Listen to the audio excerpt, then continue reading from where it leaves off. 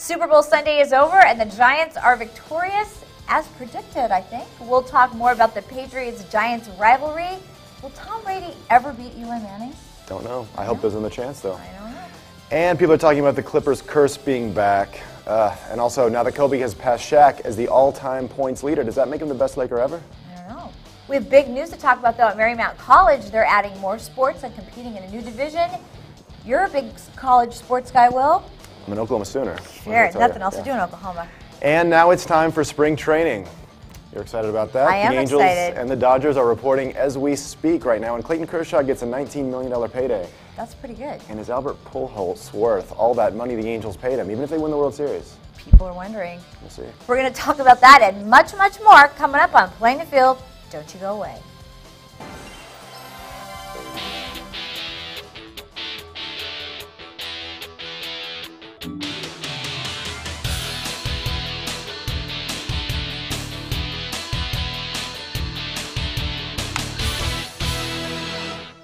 Hello and thanks for joining us. I am Maria Sorreo, joined by Will Lupartis. Will, so great to see you. You too. So great to talk about that Super Bowl game. I know. Are you kind of sad the NFL's all done now? I am kind of sad the NFL's all done because I feel like there's nothing until baseball starts. So this month is kind of that weird. There's a little bit of basketball, but you know they've been on the road and the All-Star break, and yeah, kind of like scrambling for sports right now. But I thought it was one of the best Super Bowls, well, since the last Patriots-Giants game. You know, at the end, I thought was amazing, just like the last ending, like you said 4 years ago. But you know, it's just so ironic that Tom Brady's such a good quarterback, and yet Eli Manning has beat him twice. Yeah, and Giselle had a lot to say about that. She because did his afterward. receivers couldn't catch the ball. That's why they lost. But That's what she said. But you know something? They were at a private party. They were in a private room, and someone shot that on their camera phone. That is so rude to do that, really. Well, the reason why the Giants won, it was a similar, you know, they got a little lucky in 2008. They did. When they right. got that Super Bowl victory That's over the Patriots. The catch on the helmet. You know what? I think it came down to time in the game as well. And as you and I talked about before the Super Bowl, I don't think the Patriots' defense was as good as it was 4 years ago. I really don't. A lot of the guys were gone, of course, the Rodney Harrisons and the Junior Seaus. And I think that you could kind of tell from the onset of the Super Bowl that they weren't as good as they were before. You know, Eli Manning went right down the field, and it was like, oh, okay, is this going to be a high-scoring game? And then we saw the defenses step up a little bit, but I don't know. I never felt like they really got in a groove, the Patriots. Toward the end of the first half a little bit, but not to win the game. Right. I mean, it was a modest score. They didn't right. let the score run up. But I was surprised by the last play, the last Giants touchdown play, yes. where you know they wanted him to score. They needed to get the ball back so they could let Tom Brady have that last drive, which was obviously unsuccessful. But Victor Cruz tried to just kind of lie in the end zone because he was kind of iffy if he should even score the touchdown or not, because they could have gotten the field goal in the last second and right. let Tom Brady not ever have the ball again. And how crazy was it that the very first play of the game was a safety? A first time in Super Bowl history that was a safety, and I guess there was a guy who bet in Vegas. He put $1,000 at 50 to 1. That's a good payday. It's a good bet. That's a pretty good payday right there. That's right. And I mean, the Giants are the ones with the really big payday because they've beaten the mighty Patriots who have won 3 Super Bowls in the last dozen years. Is it crazy? I know. To beat them twice, that puts Eli Manning up in the kind of the legends, I think. Well, we're going to see. I mean, I think that you have to be around a while before you're actually a legend. All this, you know, is he better than this? Is he better than... They haven't even... Their careers are still in the middle. We don't even know. Yeah. They may play another 5 years. We'll see. You know, the big story coming out of the NFL season, of course, is going to be Peyton Manning. The other Manning brother looks like he won't stay as a Colt. He won't stay in Indianapolis. So I think in the offseason, he's going to be the biggest NFL story. And there's a lot of talk about him going to the Arizona Cardinals. That would be close to us. It'd make the NFC West that much more interesting. He could go to the Cowboys if he'd like. I'd take him on easily. You would get rid of Romo. Yeah, you know, Romo's golfing with Tiger Woods. I think maybe he should take up golf as his new career. Yeah, just forget Do a football. little switching around. Yeah, why As long as not? he forgets football, right? Okay, there is a little bit of basketball to talk about, I guess, right? Yeah, moving on to the Clippers. Yes. There is some bad news, unfortunately. Chauncey Billups is out for the season with a torn Achilles tendon. Yes. And the Clippers have a lot of talent, but do they have enough, do you think, to do that surge in the playoffs and even win an NBA championship like people were kind of hoping? Definitely Clippers fans were hoping, but legitimate NBA analysts were picking the Clippers to win it all, or at least go to the finals. And now Chauncey is he's a huge part leader of that. that's gone. And something that we've noticed going into the locker room, Chauncey is such a leader with the younger players. I mean, Chris Paul, they're like, family, and I don't know what's going to happen without Chauncey, playing on the court with him all the time. But, they've got Mo Williams, they've got Chris Paul, Blake, DeAndre. They just got, who did they just get? Kenyon Martin. Kenyon Martin is there now. So, and they're trying to get a couple other players. J.R. Smith. They're actually looking at getting a good fraction of the Denver Nuggets team from a few years ago. Exactly. Chauncey is going to remain with the team, obviously, and I think his leadership qualities are still going to be there. Because you're right, they do have Mo Williams. They have Randy Foye taking his place, who's been solid off the bench. Really good. Really great. Sort of somebody we didn't hear much about. He was a 7th pick several years ago, but he wasn't really getting any name recognition, but now he is, obviously starting for the Clippers, who are in 2nd place in the West. But yeah, I think Kenyon Martin is going to help Blake and DeAndre and Reggie Evans get those boards, and he's a pretty good scorer too. Yeah, I think that we all just wonder, with all of the new pieces that fit in, like, do they all fit? Are you putting a guy in who doesn't really fit, or how does that work out? But I guess we won't know until we see him play. So I think I'm seeing a lot of camaraderie with the whole team. Like DeAndre Jordan is big on Twitter. Yeah, he is. And he likes to tweet. And he has got a game going now where he catches his teammates on the plane sleeping. And he'll just say, "Got him," and he's gotten almost everybody now, and they'll put things on their face, and it's like a bunch of kids. It's kind of like a college team in a way that really gets along with each other. They do. And that's a big reason why they're winning, I think. Well, and DeAndre, he's definitely the jokester of the group. I mean, there's no question. You go into the locker room, and he's the one joking around, making fun. Everybody's around Blake getting an interview, and he'll say, "Yeah, Blake's the big star here," and he's busy with the media, and he'll just be sitting by himself, but he's a lot of fun, that's for sure. Well, they're young, so they're trying to, not put so much pressure on themselves, because they're getting outside pressure, of course. Yes. Yeah, DeAndre is definitely the joker. He's the best dancer, according to a lot of our Clipper Spirit dancer friends. We might have a little surprise for DeAndre a little later in the season. That would be fun. All right, we have to talk about the Lakers. They finished their Grammy trip at 3-3. But the question that everybody's talking about, is Kobe the best Laker ever? Now, 5 years ago, I probably would have said he's not the best Laker ever, but he is right up there, no question. He's got to be right up there. I know Magic, Kareem. There are so many Lakers that are just, the best ever. Well, those are probably the 3 best. There's Jerry West. Jerry West, right. Elgin Baylor. Yep. But I will say now, and I go to a lot of Laker games, biting my tongue a little bit, but I love just a little bit. Kobe Bryant's game. As a fan of basketball, Kobe Bryant is the best player since Michael Jordan. I agree. And he is the best. Wow, Will just said that? Wow, that's pretty. Kobe Bryant's the best Laker player ever. Wow. And he's 5th all time. He's going to pass Jordan probably in about a year or 2, which we're sure he'll play. Now, how do you think Shaq felt after Kobe, passed him on the list? Do you think that he was okay with it, or do you think that he was a little bit jealous? Well, publicly he he gave him congratulations, he did. And he actually called him the greatest Laker ever himself. He did. But he did. Was that just for us, or did you think he really thinks that? It was just for you, I think. Maybe. But his game is amazing, and I do realize, and everybody who watches the Lakers should realize that you're watching the greatest player of our time. He's on a different level than LeBron James. Anybody else? I think he is too. I'm so tired of hearing about LeBron James. I think that LeBron is not even close to Kobe. He's just not. Until he wins some of the rings, I just don't see it. It's rings, and it's also just the way you close a game. It's the ability to win and not just score. But he has an ability to score at the right times, and he doesn't have the players around him right now, and that's what we're seeing from the Lakers as far as this 3-3 road trip. But Kobe is certainly deserving of all his accolades. And you know what? Mentally, too, he just goes to a different place than most players. And you can, we've been fortunate enough to, we see it on a nightly basis. It's so different than a lot of players. Chauncey went there, too. You could kind of see it in his game, too. He's just one of those players that just, kind of goes into that zone and stays there. Well, as far as young players, and especially with the Clippers, Chris Paul is the guy who reminds me the most of Kobe Bryant. Interesting. He hit a game-winning shot against Philadelphia. Oh, that's right. Several games ago, and he's got that killer instinct. He's a really nice guy. Yes, he's a good guy. He's great with the media. We're starting to get to know him and learn about his personality, and he's a solid man. But on the court, he's kind of got that killer instinct. Yeah, not quite Reggie Evans' killer instinct, but pretty good. Pretty good. Right. Okay, we have to talk about Jeremy Lin.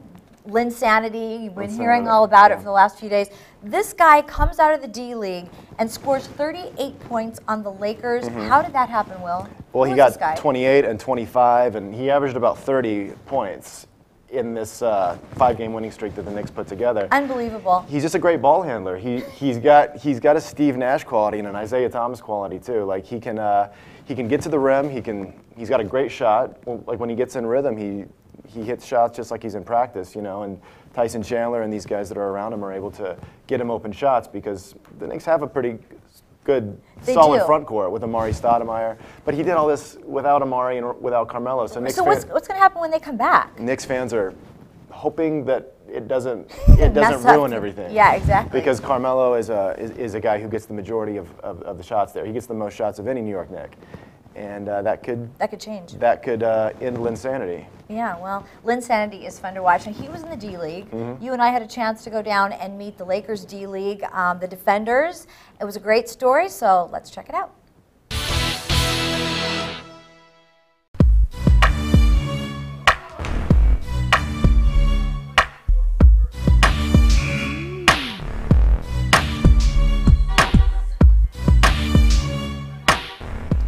What's the biggest difference in your mind from college to the D-League?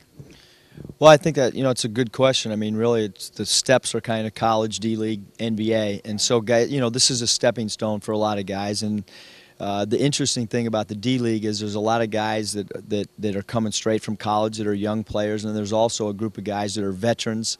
But really, we feel like with our team, we have 10 guys that are kind of knocking on the door and that are close to the NBA. And the unique thing about all the situations they're in is when is the call going to come? Like Courtney Fortson getting called up the other day to the Clippers. We had no idea it was going to happen. He had no idea. He gets off a plane ride from Idaho, and there's a phone call waiting for him, to go to the Clippers. And so, the guys have to constantly be on the top of their game because, again, you don't know when the call's coming. Seems like the players in the D-League, how are they selected? Seems like they're all have something special.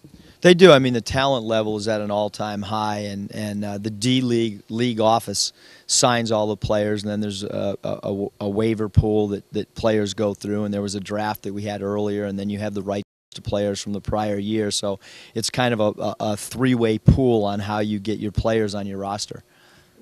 For these guys here, they're practicing the same place the Lakers are practicing. Obviously, that's got to be some kind of a something to kind of get them going a little bit more than maybe somewhere where they don't see a pro team on their floor. You think? those trophies are in the window up there? Yeah, I think so. No, I mean, like last year in Reno, I mean, we were sometimes going from high school to high school gym, and so obviously, practicing on a shorter floor. Here, I mean, we are treated like an NBA team, and every one of us is fortunate. The trainer's fortunate. The assistant coaches are fortunate. I'm fortunate, and all the players are fortunate because of the way that we're treated, because of the environment that we're in. And I think they do really appreciate being in this type of situation because it's unique. There's no other team that has done it this way. And again, I think that has a little bit to do or a lot to do with our record because our players really do understand that this is a different way of doing things. What is the biggest learning curve, do you think, from college to the D-League as far as what you're teaching? I think there's a lot. The defensive concepts become much more complicated. There's more offensive concepts. The game is played at a faster pace against better players. So the athleticism, the strength, the height, all those things are drastically different. It's interesting, during training camp, we had some college coaches come over and even like an assistant coach from Loyola Marymount to talk after a practice and hear him talk about the difference in the speed of the game, the strength of the game, how a great college player can come to the D-League and really struggle because of the level of talent. It's interesting, too, because, we see a lot of young talent that sometimes gets called up to the NBA and they don't get enough minutes, and they really have to play. Just talk about that. Yeah, I mean, I think with any player, the whole key is opportunity and being in the right place at the right time. And for a lot of these guys, it's not just about getting the call and being on an NBA roster. It's about how do I figure out a way to get into a rotation. And, it's interesting because not always, NBA teams aren't necessarily looking for the top scorer or the top rebounder. You got to be able to fit a role. And Fortson's a great example. I mean, Clippers have 2 point guards out with injury, so now he's allowed to play minutes and get out there and prove not just to the Clippers but to the rest of the NBA that he's a player that belongs. And you look at his game the other night in Utah where he's the second leading scorer on an NBA team. Just being there for 2 games proves the level of talent, and it's really just about opportunity. Guys are recruited so early now out of high school. Are they mentally ready at 18, 19 years old to be in the D League or in the NBA in your eyes? Probably not. I mean, the system of high school to college is there for a reason, and you know, there's a select few players that are ready physically, and even those guys, I think, emotionally, off the floor. It's a big step when you're living on your own as opposed to being, you know, under the college umbrella where you have teammates your same age, you go in a class, you're on a much more structured system. But I think, you know, the great thing about the D League is it can help those young players, even guys on NBA rosters that are assigned to come and see what it's like at the lower level of pro basketball. And you know, I think the assignment rule is a great vehicle for teams to utilize with their younger players. Life lessons, I guess, huh? There's a lot of them in the D League, that's for sure. Now, you've also been on the broadcasting side. Do you talk to the players about the media ever? Not really. You know, in the NBA, I talked a lot about it because. What kind of things did you say? One, I don't think anyone understands how hard it is to do the media thing. I know that the first time that I had worked for ESPN Radio on the Game of the Week, you know, they had asked me to go interview Larry Brown, and I needed to take a stopwatch and have a 3-minute interview, and I broke out in a sweat. It was worse than diagramming a play in front of 20,000 people on national TV when you're down 2 points. I'd rather have the clipboard than the microphone because I didn't know, you know, you don't know what questions to ask. And from one coach to another coach, it's like you know that you want to get into meat and potato stuff that the general fan wants, but then you don't want to interfere with the inner makings of what a coach goes through. So it's a difficult job the media has because I think everybody in the media respects what coaches have to go through and they respect what players have to go through, but yet you have a job to do, and that job is to try to get something that the general public wants. Yeah. What's this experience been like for you coaching in the D League so far? It's been great. You know, I guess I'm in a little bit different situation. Having been fortunate enough to be a coach of 2 NBA head teams. Right. I've kind of hit the goal that I wanted at a young age, and now I'm enjoying this more and enjoying the process, enjoying teaching, enjoying being with the players. You know, in the D League, you become much more close with your guys than you do at the NBA level. You know, the flights are commercial, and you have 6 a.m. flights, and you're on a bus with guys all the time, and so you develop much more of a rapport and the relationships, like with Donald Sloan, who played for us in Reno and got called up, and now with the Atlanta Hawks. I mean, to get the text after the game from a Danny Green when he has 20 points with the Spurs and he says, hey, thanks for the opportunity. I mean, those things are worth its weight in gold. And so, you know, I kind of look at this time, I want to try to give back to the players. The game's been great to me. It's been great to my family. And, you know, so now I got to give back and feel fortunate. I feel fortunate to be coaching the Defenders. I think it's a great job. I think it's better than many NBA assistant coaching jobs, at least for me it is. Is it less stressful to be in a situation like this? And like you said, you enjoy it more, obviously. I don't, it's probably not less stressful because you know, for me personally, I put a lot of stress on myself every game out. I actually feel more pressure in the D League than I did the NBA. Really? I know that's kind of a weird, unique thing, but I do. Personally, I feel more pressure every D-League game than I did before NBA games. Well, is it because you feel maybe more responsible for these guys maybe going to the next level, or? Yeah, I mean, I think there's that. There's probably a lot of factors, but when you're coaching and there's a scoreboard, there's pressure. Well, that's just competition, right? It is, and you know, so I think all of us feel it. Players feel it. You know, the assistant coaches feel it, but you know, again, it's a fun experience to be the camaraderie and be with these guys on a daily basis. Like you get a chance to get to know them, not just between the lines.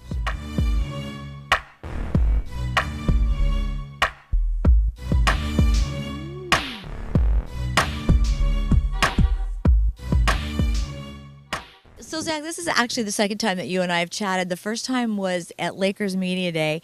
Just talk about the experience. We talked with the coach a little bit about the fact that, you know, you guys are playing on the Lakers practice floor, and making that next step to the NBA. You're tasting a little bit now. It's great. You know, we get to use their facility and kind of get the feel of you know, actually being in the NBA practice facility and working hard, so you know how hard those guys work in when they come in. You know, we wanna move up to that next level. So watching them just motivates us. You know, I know that this is a kid's game that you've been playing ever since you could probably, bounce a ball. What's the biggest difference between playing in college and then the D League?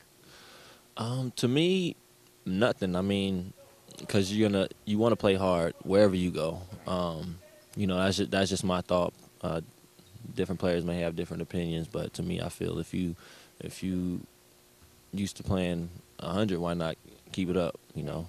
Is the learning curve a little bit different, or the terminology, things like that, or?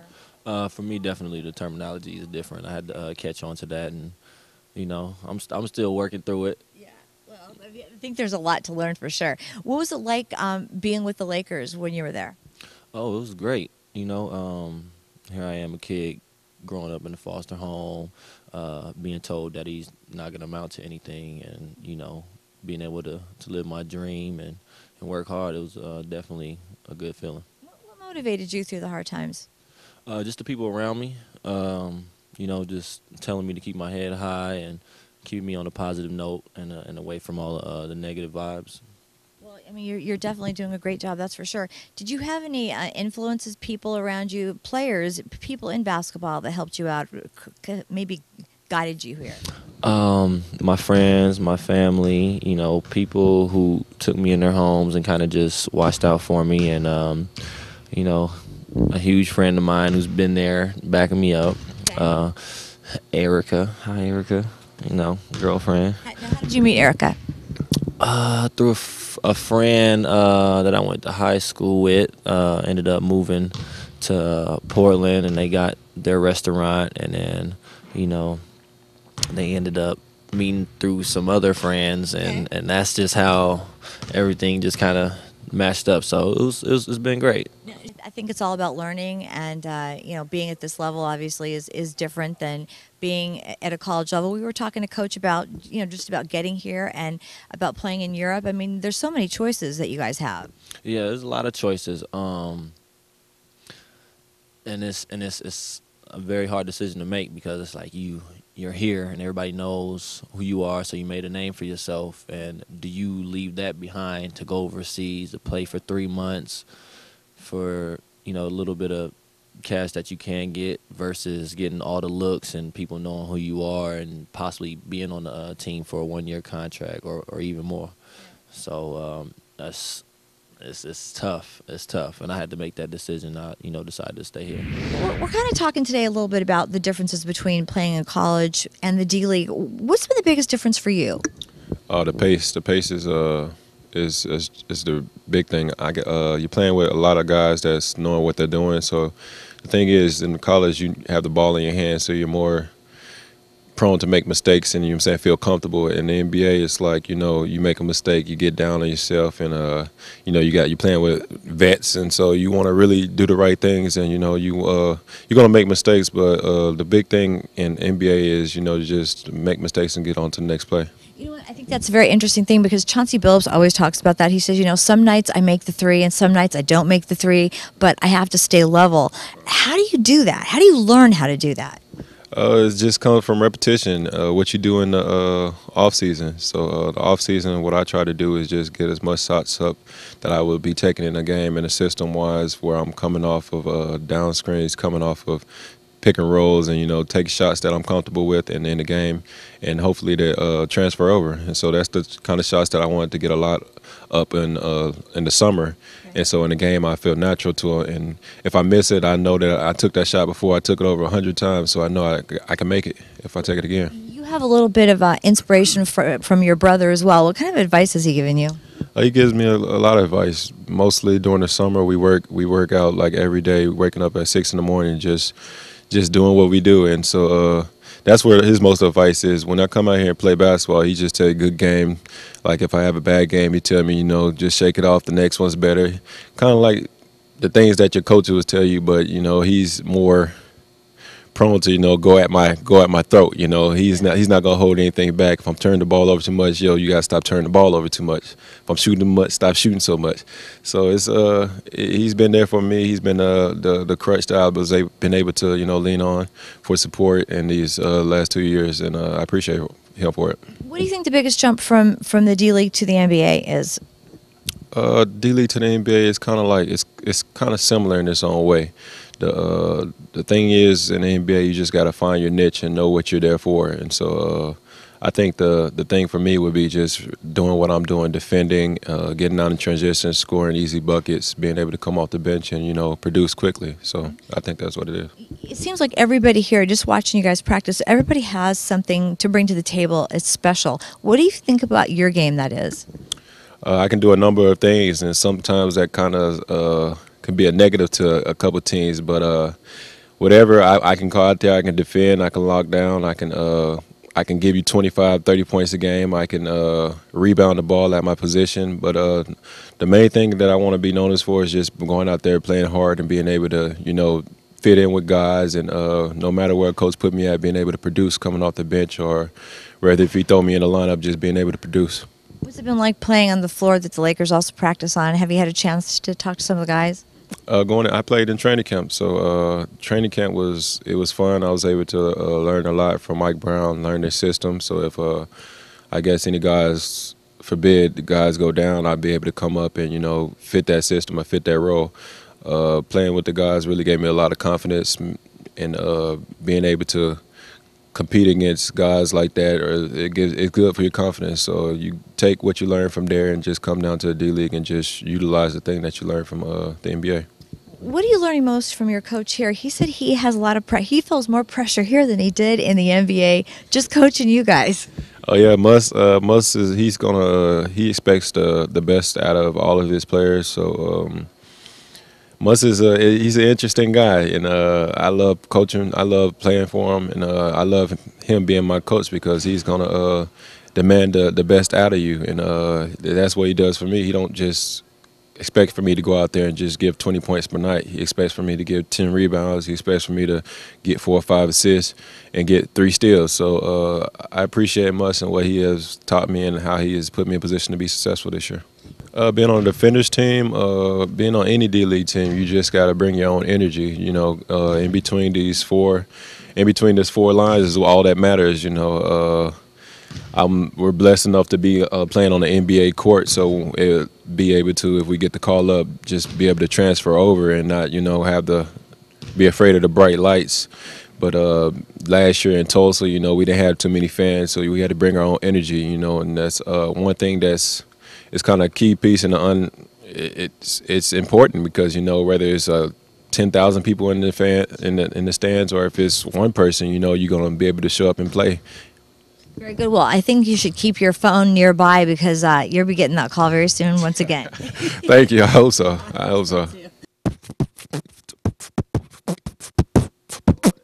We good? And a very special thank you to our friend Daniel over at the Defenders who helped us with the story. What a great story that is. I love seeing where athletes start out and where they go. We've seen so many players from the Defenders make it to the NBA. I know, and the D-League is amazing. So great, and it's great that LA has their D-League team in LA. That's right. You know, they're usually in these smaller cities, but the Lakers and Clippers have access, you know, it's in the Lakers gym, so they can watch these guys really easily. It's pretty cool. Now we're going to move on to college sports. You're a huge college sports guy, Will. Yeah, I'm an Oklahoma Sooner. Yeah. So football's religion there. Football's really big, and basketball too, right? Well, that's where Blake Griffin came from. Yeah, I know, and Matt Kemp, so baseball's got a... Why is Matt Kemp a baseball player coming from Oklahoma, though? It's not really a baseball town, is it? He's from Oklahoma City. He's a Midwest city in Oklahoma City, if nobody knows, and he was obviously a huge recruit for University of Oklahoma, and he almost went there and played basketball. He's going to be a basketball player, but I guess this baseball thing's working out for him. The Dodgers got him, and everybody knows what he did last year. And yeah, I think they're going to keep him for a while. Now, speaking of college sports, Maria, yes. You had a chance to sit down with athletic director of Marymount College. Yes. Yeah. And they've got some exciting news. Let's take a look at that interview. Gary, thanks so much for being with us today. I want to talk about the fact that Marymount will be joining the other athletic conference. But first of all, let's just talk a little bit about your background. You've been here for almost a year, and you came from the Midwest. Talk about your background in the Midwest coming west to California. Well, I've been coaching for about 35 years, so I've been in the business a long time. I came from McKendree University in Lebanon, Illinois, so the weather's quite different for me here.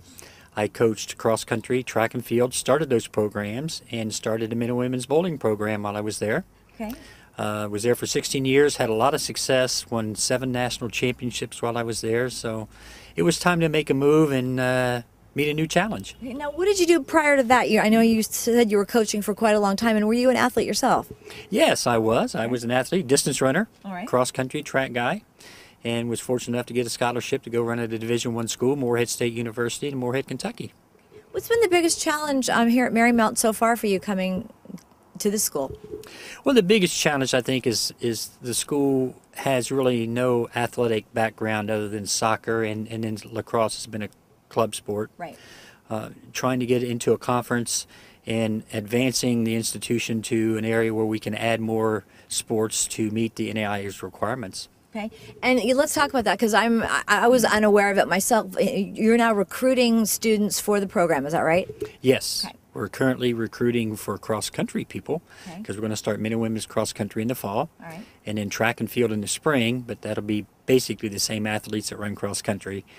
And we're going to be adding golf for the spring of 13. So we're in the process right now of recruiting all those athletes. Now, how do you do that? How do you go about recruiting? Are you knocking on doors and talking to families?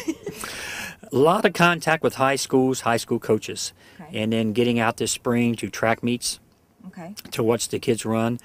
And I had an interview this morning down at Trump National talking to them about using that facility possibly for practice for golf. So that's going to be a nice facility for people to want to come to, that's for sure. If we can make that happen, that would be great. Yes, that would be a great facility. What do you look for when you're looking at different track and field students? What kind of things do you look at?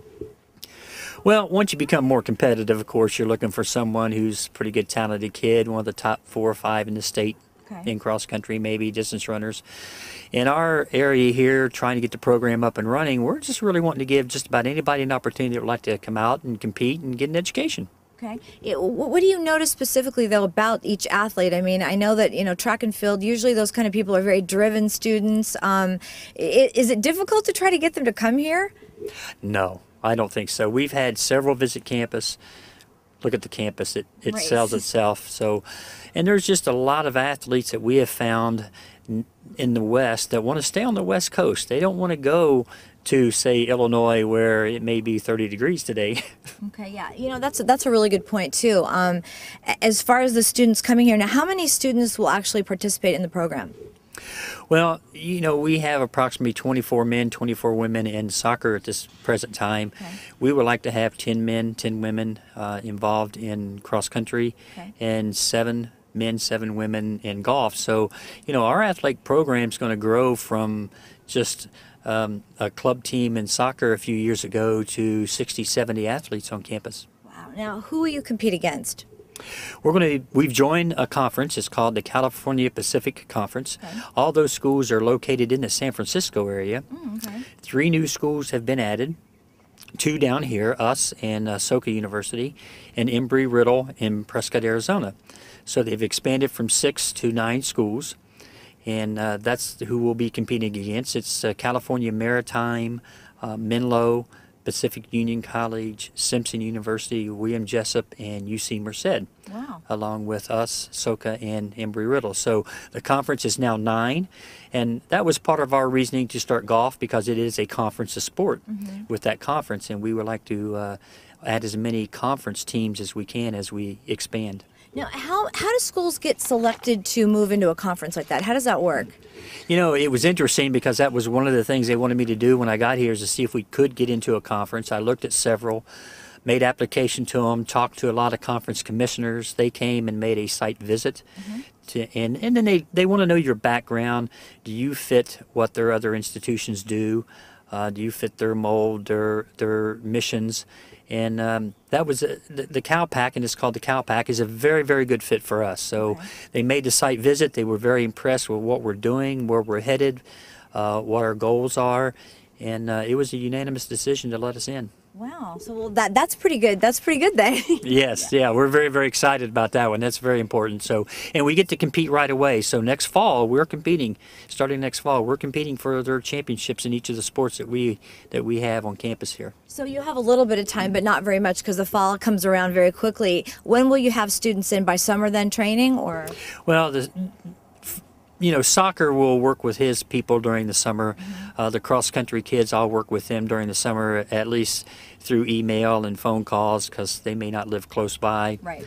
And then, of course, in August, when all the athletes start to arrive to campus, then we'll have the daily practices, and fall will arrive very quickly. It does. You're known as an inspirational coach. Why would you think that people would say that about you?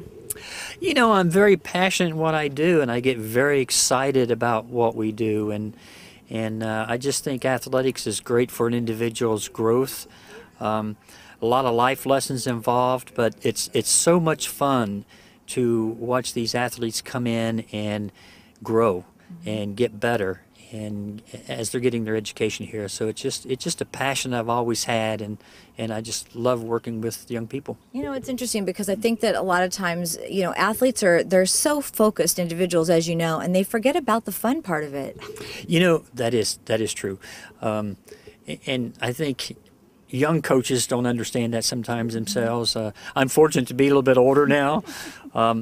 But, there's a time to celebrate, and I think we need to teach our athletes to celebrate. And even maybe in a defeat, there's time to still celebrate. And if you can make it fun and you learn to celebrate, then I think it's a much better experience. Well, it's a really good point, because I think that the way you respond, obviously, in a defeat shows more character sometimes than when you win. So that's true. That's true. So, we can't win them all. We would like to, but we just can't win them all.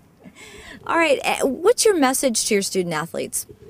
Well, our message here is that, we want you to be here at Marymount. One is to get an education. Okay. That's why you're here. The fact that we have soccer, or we have lacrosse, or that we would have cross country, or that we may have golf is just a plus for you if that's something you would like to do. Okay. But we want you to be a student first, an athlete second, and if we keep those goals in mind and follow that process, then we'll have success and we'll have a good time. And now this is going to be a very exciting time for Marymount, and we may have another scoop to share with our viewers, so stay tuned because it's going to come really quickly. Now, Will, you had a chance to sit down with 2 Clipper Spirit dance team members. Correct. And everyone at the Staples Center is jealous of you because you get to interview these girls, and they love you. Well, it's a tough gig. It's a tough gig. I've said it before. I know. But I mean, they need to be, interviewed, and they do. They need the hard-hitting questions. All these Clipper games are sold out, right? So their job is much harder. It's much harder. They have to get 20,000 people instead of like cheer. 10 people, like than the old days. In years past. Like in last year, yeah. So they're very talented. They are. Let's take a look. We are here with Bianca, a second-year member of the Clipper Spirit dance team. How are you tonight, Bianca? Good, how are you? Doing pretty good. Now, I understand that you are involved in Disneyland in some degree. Can you talk about that? Are you allowed to? Yeah, I dance for parades at Disneyland. I've been doing it for the past 5 years, so yeah, it's something fun I like to do on the side. Do you have parades every day? Because I've been there before, and it seems like they just run parades through there like all the time. I don't do parades every day, but there are shows going on all day and through the night, so a lot of entertainment going on there. How does that job compare to your responsibilities as a Clipper dancer, as far as practices and time commitment? What do you have to do? What's the comparison? Definitely Clippers has a lot more commitment involved. We practice twice a week, and then we have games almost every other day, so it's a lot more compared to just dancing at Disneyland. Now, this being your second year, I know you all have to audition again with each season. Can you talk? I mean, you must have been a little more comfortable this year. You're obviously on the squad, so you did quite well. Can you talk about the differences in as a rookie and now in your second year, what it's like to be a veteran in the audition process? Definitely. As a rookie, you're just observing everything, taking everything all in, and you can't really appreciate what you're doing because you're just stressed out about remembering all the dance moves and where to go on the court. So as a veteran, you're more comfortable with the surroundings, dancing at Staples Center, taking lead with leading the team through stretches and things like that. So yeah, it's a lot more fun this year. And I read about you on your bio page for the Clippers.com.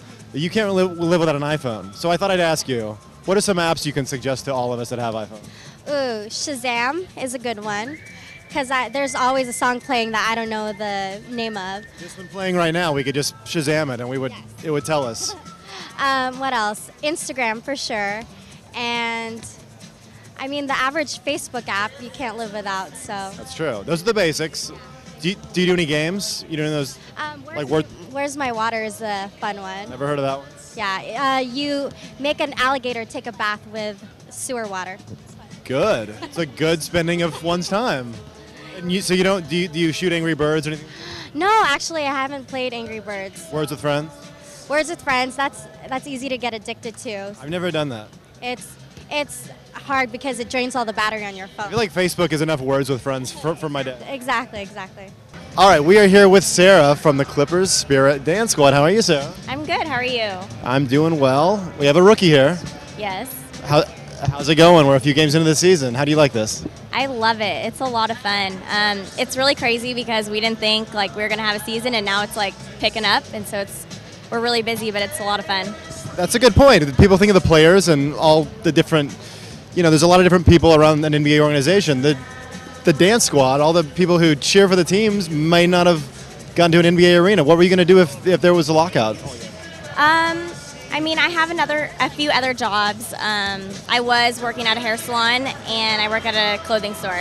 So I was doing that, and then once the season picked up, I had to quit some of those because it started getting crazy. But we were just practicing, so it was still really fun. Pretty exciting to quit those jobs and come to this, right? I'm not going to say that, but it's just fun. You can't say that, but this is a good job, right? Thanks. Yeah. Well, tell me about your dance background. What you've done dance-wise before the Clippers? I've been dancing since I was 2. Competing my entire life. I was on my high school dance team. I was on a competition team growing up. I've just competed. That's all I've known. I danced for 8 hours a day after school. I'd get off at school at 3 and dance till 11. So that's all I've done. And what brought you to the Clippers Spirit auditions? I wasn't dancing in college, and I wanted to get back to dancing on a team. And so I was like, why don't I try dancing for the NBA? So I went to the audition and made it, and here I am. And how did that go? You've been dancing since you were 2, so you weren't really nervous about your steps and choreography and things like that. What was the major challenge that you found when you were at the auditions? The major challenge, just staying calm and collective. I think I went into it knowing I was just gonna have fun. There was a ton of girls. I wasn't expecting anything, so I'm just very honored to be here. Have you got to know any of the Clippers players? No, I haven't. Because we like to ask the Clippers Spirit about who might be the best dancer. Even if you haven't seen one of them dance, sometimes a dancer can just see in a basketball move. Well, no, we're asking you guys who the best dancer would be, or if you've seen a dance move, that counts too. Just based on their basketball moves on the court, who has the best footwork? I would say Chris Paul. That's a good answer. He's a new guy, so we haven't seen much of him yet, but He definitely has some good footwork. all right. Well, we'll have to see more of Chris Paul and some of the other players, and look out for the Clippers Spirit this year.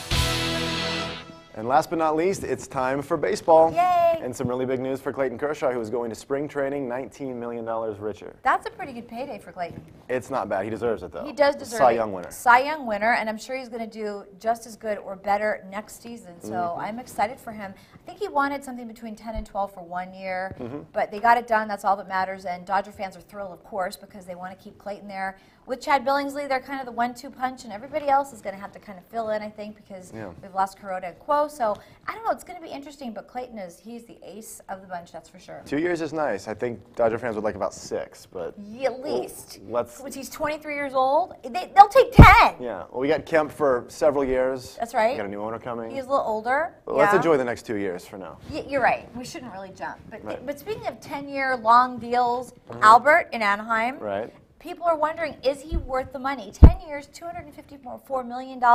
He's 32 years old. Is that too much money to give to one player, Will? That's a crazy amount of money. Is it? It's a crazy amount of money. Yeah, he was fantastic in St. Louis. Gave him 2 World Series MVP. World Championships. Yeah. I think even if the Anaheim Angels win the World Series, it'll financially make sense. But it'll be worth it. 10 years, he's not going to be. He's not going to be the Albert that he is same today. hitter. I don't think. I don't think when he's 40 years old, he's going to be worth $25 million a year. But I think he will improve the Angels, and I think they'll help. Anaheim and Texas, just like every year, it's going to be a knockdown, drag-out fight in the AL West. You know what, though? I think I'm going to predict, though, for this year that the Angels definitely win the division. I mean, by a landslide. I really think that. And I think it's not just Albert, but C.J. Wilson. They've got Torrey Hunter. They've got just so many really amazing players. I think that they're kind of locked and loaded. I'm with you there. Yeah. I think we're going to have a busy summer. Dodgers and Angels. Huge. Going up and down the 5 all summer. Right. We won't have anything else to do but baseball, but that's okay because I miss it and I'm ready. I am too. I'm ready to go. This year, I take your side. Okay, I like that. Let's go April. Yeah. April 1st. Exactly. All right, well, that will do it for today's show. And on our next show, we're going to talk about the Lakers and Clippers and how they're looking at the halfway point in the I season. can't believe it's halfway already. And baseball season is upon us. We're going to give you all the latest from Arizona, and maybe the Dodgers will have a new owner by then, too. We'll see. We'll find out soon. Thanks for watching. I'm Maria Sorrell for Will DePartis, and we'll see you next time. It's not just an identity change from Phil Jackson to Mike Brown in terms of the style, you know, and not the triangle to more traditional NBA sets or however you want to describe it. But it really truly is a complete change in culture, you know, where we have to be physical, we have to be scrappy, you know, we have to be able to win these games in the 80s, you know, and be able to just grind it out. And, you know, that will have to symbolize who we are, in particular, you know, for more than the first half of this season, as we continue to get more comfortable with how we're going to execute offensively and, you know, how to get our best players in position to score. You know, right now we're still having a lot of bad possessions. You know, we're high turnovers. So, you know, defense and hustle will be the way. That'll be how we'll have to win for quite some time.